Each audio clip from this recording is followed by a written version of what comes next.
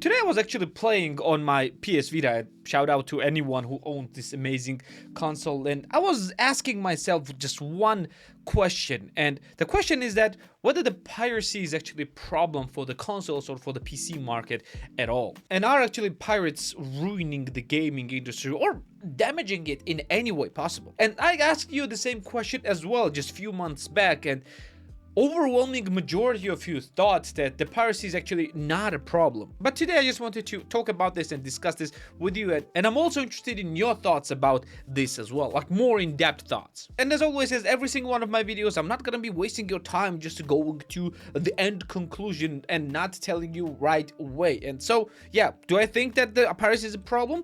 No, I don't think so, and the same way as majority of you do. Piracy is not a problem for a really long time right now, even though pirates still exist and they're still prevalent, and they always will. And the reasons why piracy still exists cannot be simply fixed by gaming industry, because the piracy is an inherent indicator of the economic lives of the people. And just let me go a little bit in depth of that. So first things first, what is piracy? Some of you might not be understanding what piracy means and just go into this old pirate R and I patch thing, guys. By piracy I mean just getting access and downloading games or any other digital media without actually buying the license for it. Like, for example, downloading any Steam game or even downloading a PS Vita game without actually buying it. Meaning that without actually buying an actual license for this game. And in the past it was an actual problem, and it was hitting hard to many game developers and publishers. Because in the past, when games were made, game making was a huge upfront investment. Somebody with money should come forward and just spend money into game developers, and it was in millions of dollars usually, and usually it was in millions of dollars and sometimes even more than that. And they actually needed to recoup all these costs and then at the end make profit to, well, make other games as well. And all these pirated versions of the games were basically sales not made. At least that's what the gaming industry thinks so. But you know what? I think that's not really good way to look at piracy. And that's what majority of people thinking the piracy is that way. You see, a lot of people are pirating games not because they don't want to pay for the game, but in many cases they simply cannot pay for the game. Or at least it was the issue in the past. As an example, in the past, absolute majority of the games, or rather all of the games, were sold in physical media. So in order to get an access to the game, someone need to buy the games, like the wholesale, the games, the stores, etc, etc. They need to ship it to the location near you. You need to go to the said location and buy the physical copy of the game. You see, there are many things. You see, there are many steps right there. If a single step of this process is non-existent or faulty, you simply cannot get access to the game. For example, if the game is not sold in stores near you, you cannot buy the game. And in the past, in early 2000s and even in early 2010s, the games were primarily sold on physical discs, and many games were not available on digital storefronts. Right now, it's not an issue, but back then it was. It was an issue for me. It was an issue for me as well when I was a kid. I simply could not buy licensed game, and for that reason, and even though I had an access to the computer parts or even access to the consoles, I couldn't buy the games because, well, they were simply not available for me. And all that I could do was just pirate the games. Could I pay for them? Yes, maybe for some of them. I had some disposable income that I could pay for it, but it was simply not available for me. And it was the same issue for the majority of the people. The piracy was an issue not in the so-called first world countries, but more in the third world countries, or so-called third world countries. Like, for example, my own. But everything significantly changed with the introduction of a digital storefront like Steam. Now, the games were widely available worldwide, and you could just go and download the game, and in many cases, it was much simpler than pirating the game. Because with piracy, there are a lot of issues inside the pirating community. Because in many cases, these pirated copies or cracked copies of the game still contains a lot of malware. And in order to even be able to play these games, you need to like expose your computer to this malware. And you need to do it intentionally, and you cannot just differentiate one malware that will crack the game from another malware that will take control of your computer or just download all the information that you have there.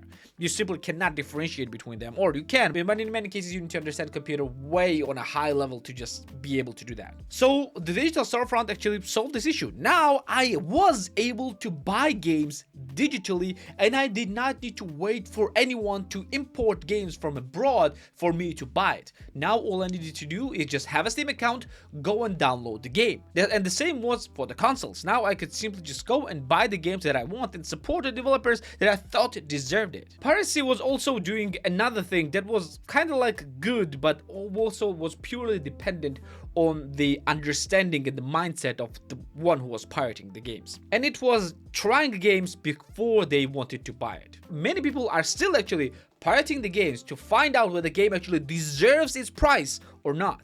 They're pirating the games, they're playing it, and if they think the game is good, then they go and buy it. I don't necessarily agree with that because, yeah, a lot of storefronts now have more or less generous refund policies, but for some, this might be actually a good thing to do. So is the piracy actually a problem right now?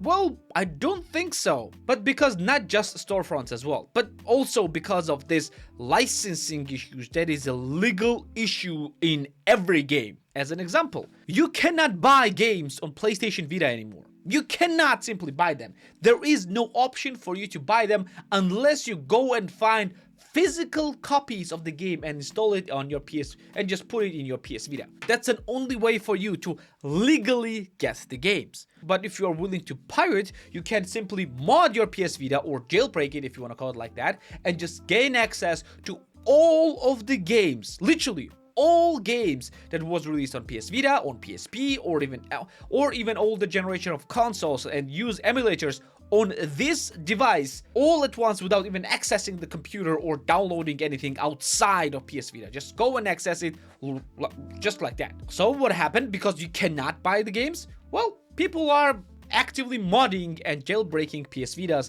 and they're actively modding and jailbreaking other consoles as well because they simply cannot buy games anymore. And if they can through the official emulators, it is grossly overpriced and not deserving that much money that they're asking for. And you know what's the saddest thing? PlayStation Vita is the best mobile gaming console. Yes, it is the best. And in my opinion, it can be even better in some cases than modern consoles like Nintendo Switch. And it's even way better than a mobile gaming. This is where mobile gaming actually peaked. And since then, it is kind of on a downfall trend. But was it because of piracy? Is actually piracy taking money from the publishers or developers' pockets? No. Because the people who are pirating the game, despite having access to the storefront and despite having original pricing, which is fair more or less, and it's not fair everywhere, but more or less fair in majority of the countries, if they're still not willing to buy it, well, they would not buy it anyways. So it is kind of not a loss for developers. I understand this myself because I'm actually creating online courses, and I know that my online courses are pirated constantly. I know that. But am I doing anything about this? Well, I'm not, because there is no point. These people are pirating my courses because they simply cannot afford it. And even if I will be giving away my courses for free from time to time, which I do, they will still find a reason to pirate it.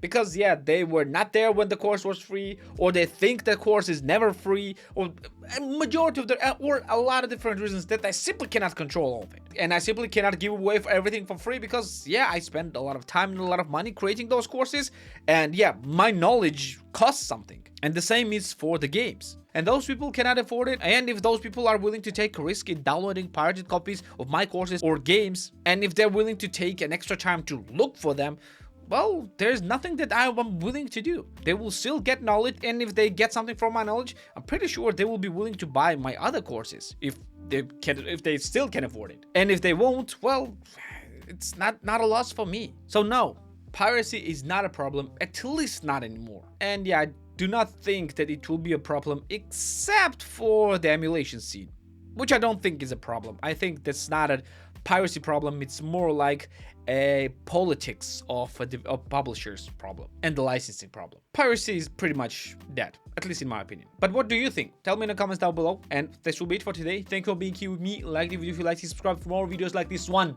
That was fast. And I'm gonna see you in the next one. See ya.